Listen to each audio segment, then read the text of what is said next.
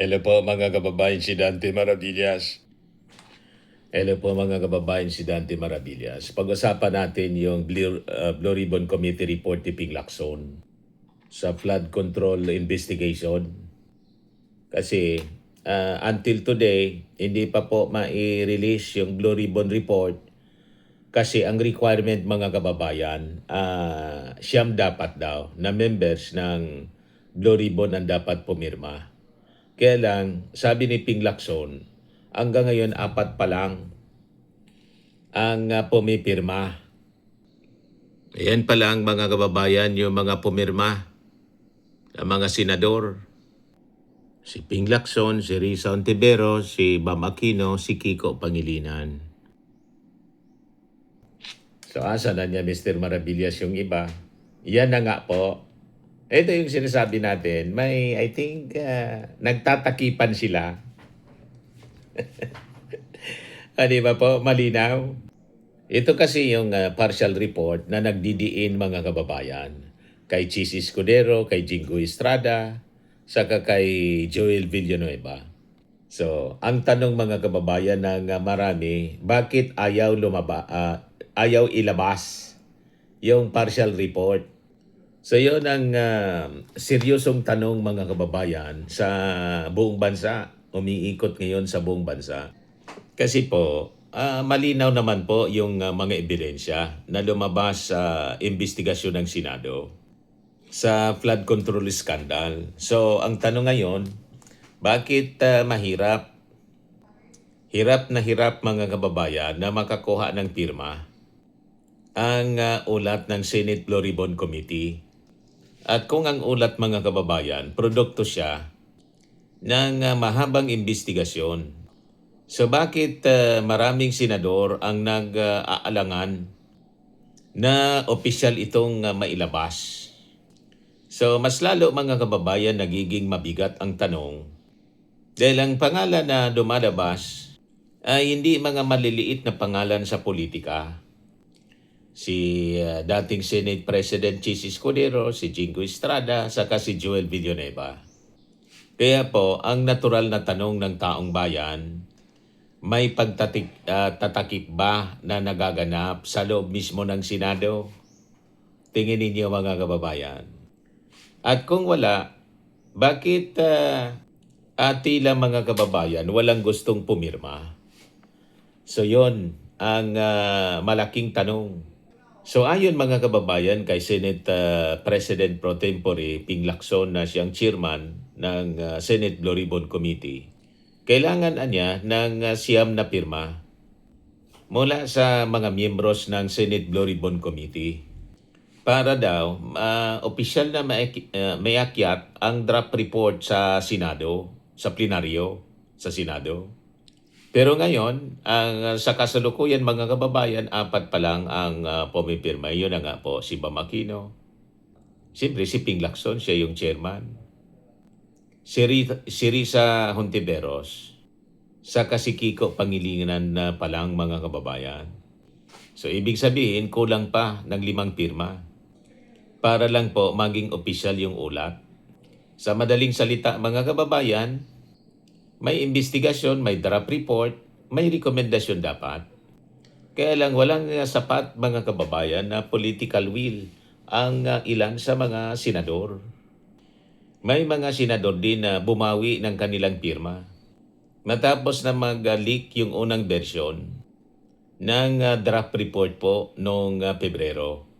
Kabilang dito mga kababayan sa binawi yung pirma, si Mig Subiri, si JBR Sito, saka po si Win Gatchalian. So kapag ang isang senador mga kababayan ay pumirma sa committee report, ang ibig sabihin niyan, handa nilang panindigan ang naging findings doon po sa investigasyon.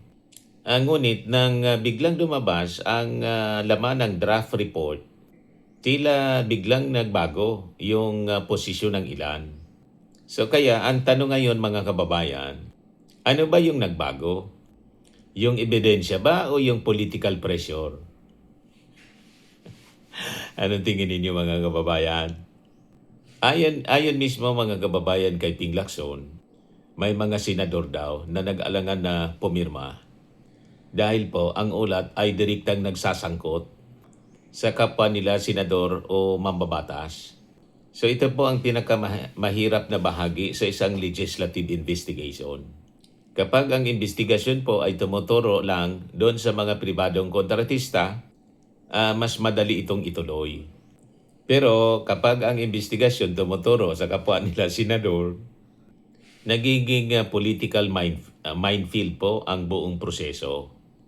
So dito po pumapasok ang pinakamalaking hamon ng institusyon. Anda ba ang Senado na imbestigahan yung sarili nilang miyembro? So pag-usapan natin mga kababayan yung issue ng watered down na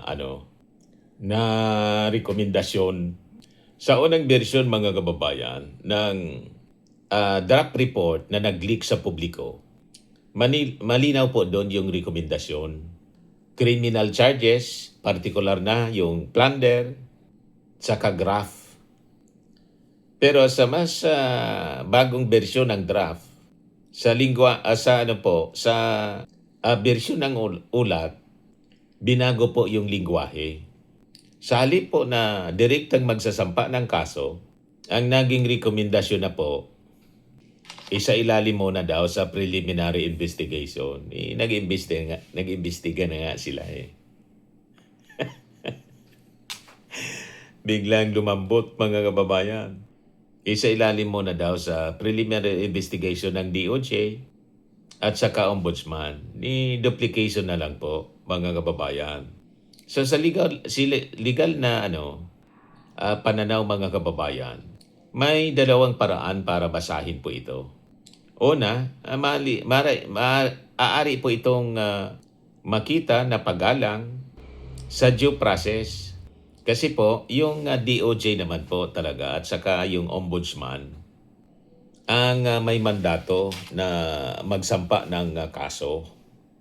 Pero po sa political optics, may ibang interpretasyon po ang publiko. Ito po ay pagpapalambot ng rekomendasyon para siyempre maging katanggap-tanggap sa mga senador. Kapwa senador kasi yung nasasangkot, 3 senador mga kababayan. So ayon po sa ulat, ang pagbabago sa wordings ay ginawa para maging acceptable sa ibang miyembro ng Senado. Pero giniit po ni Lacson, wala man anyang nabago sa mga ebidensya. So ngayon, mahalagang linawin natin ang isang bagay. Ayon mismo po sa Blue Ribbon Committee, hindi pa absulto sina Jinggoy, si Cheese at saka si Joel Villanueva. Ang ulat po ay nagre-recommenda ng further investigation. Kasi nga po, may sapat na indikasyon ng posibleng paglabag sa batas. Partikular po yung paglabag sa Anti-Graft and Corrupt Practices Act, posibleng liabilities, at saka doon sa unang draft, pati po plunder. Pero siyempre, hindi po ibig sabihin na sila ay guilty na. Ngunit, malinaw na sinasabi po sa ulat na may sapat na dahilan para gawin ang mas malalim na investigasyon. May konkretong aligasyon kasi mga kababayan sa flood control scandal. Batay po sa mga ulat at partial findings ng Senate Blue Ribbon Committee, may partikular na aligasyon sa bawat senador, partikular na senador na nabanggit. Halimbawa, kay Jinggoy Estrada, lumabas yung paggamit ng dummy contractors at saka yung pagkakasangkot mga kababayan sa 355 million budget insertions para po sa flood control project sa Bulacan.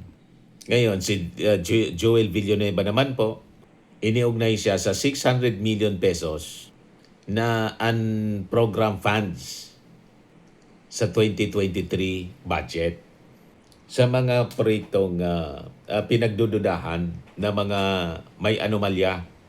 Samantala, itong si Cheese Escudero naman po, nadadawit siya sa usaping 142 billion pesos na insertion naman sa 2025 national budget. Kabilang ang mga ugnayan sa kontraktor na Centerway Construction. Centerways pala. Yung si Lubiano, taga dito din sa amin sa Sorsogon. So kung mapapatunayan po yung mga aligasyon na to, hindi po siya simpleng administrative issue.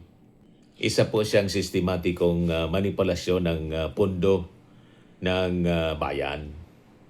May mga nauna na pong rekomendasyon yung DOJ at saka NBI. Kaya hindi lang po yung Senado yung tumingin sa isyong ito, mga kababayan. Noong September 2025, naglabas po yung Department of Justice ng listahan ng 21 mga individuals na inirekomenda pong kasuhan matapos po yung isinigawang investigasyon ng NBI. Kabilang mga kababayan sa mga posibleng kaso, yung graft, indirect bribery, saka malversation of public funds. Sa ulat, mga kababayan, ng Independent Commission o yung ICI, sina Jingo Estrada at saka si Joel Villanueva ay inuugnay sa umano'y plunder at bribery, kaugnay ng mga ghost projects at 25 to 30% na kickback scheme. Ito yung report, mga kababayan, ng PhilStar noong October 29, 2025. Philippine Star. Yan yung reference natin sa ating pinag-usapan ngayon. So kung ganito kabigat, mga kababayan, yung mga aligasyon, lalong nagiging mahalaga yung mga tanong. Bakit hindi pa, hanggang ngayon, hindi pa nailalabas ang ulat ng Senado? So mapapaisip ka talaga. Yung iba sa ating mga mamamayan ay nagtatanong na, may bargaining ba? Di ba, mga kababayan? May negosasyon ba? Bakit natatagalan? May gapangan? May ganun. So hindi ito, mga kababayan, nangangahulugan na may konkretong ebidensya sa bargaining. Pero sabi nga, perception matters. Kasi kapag ang isang ulat may malinaw na ebidensya, may konkretong rekomendasyon, pero hindi mailabas kasi nga sabi kulang pa sa pirma, 5 pa yung kailangan, natural lang na magtatanong, mga kababayan, ang publiko, kung may political calculations ba na nangyayari sa nangyayari sa likod ng mga saradong pintuan.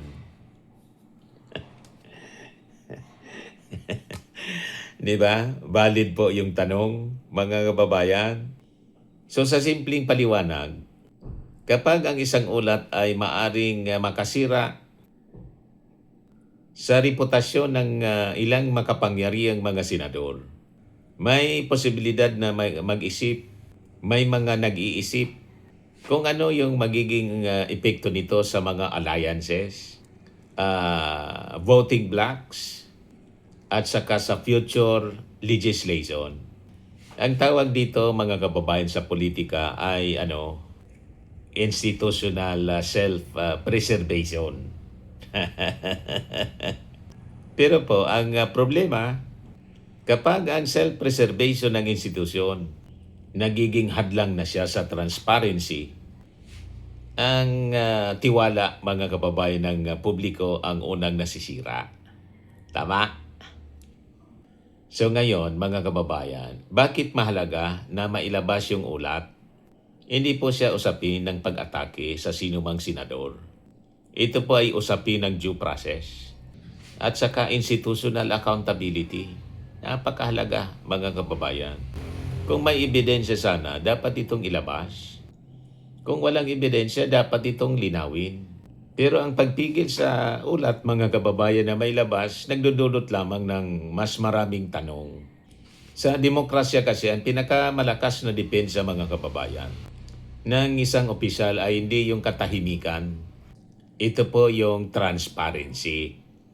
So kapag ang investigasyon po ng Senado ay nagtatapos sa draft report na wala nang pumipirma. Apat lang yung pumirma. Dalawang bagay po yung nangyayari. Una, siyempre nawawala yung saysay ng legislative inquiry. Sabi nga ni Ping Lacson, mangyayari yan ito kung walang pipirma, isi-shelve na lang. Ganon, sayang yung ginawang legislative inquiry. Nag-imbestiga pa kayo. Totally po, mawawala ang tiwala ng tao sa investigasyon ng Senado kasi magkakasabwat man lang pala. Di ba? Nagtatakipan sila. Yun ang pangalawa. Wala po yung tiwala ng publiko. Doon mismo sa kakayahan ng Senado na mapanagot ang kahit sarili nilang miyembro. So ang tanong na ngayon, hindi lang kina Chis Escudero, Jinggoy at saka kay Joel Villanueva, ang mas malaking tanong ngayon mga kababayan, handa ba ang Senado na ipakita sa publiko na walang sino man na mas mataas pa sa batas kahit yung mga senador. So, finally, bakit walang gustong pumirma? Sa usapin mga kababayan ng flood control scandal, ang katahimikan ng ilan ay mas maingay kaysa sa anumang pahayag. Di ba? Malinaw ang mensahe. So yan lang po mga kababayan yung short video natin ngayon. Ako po si Dante Maravillas. Bye-bye po. God bless.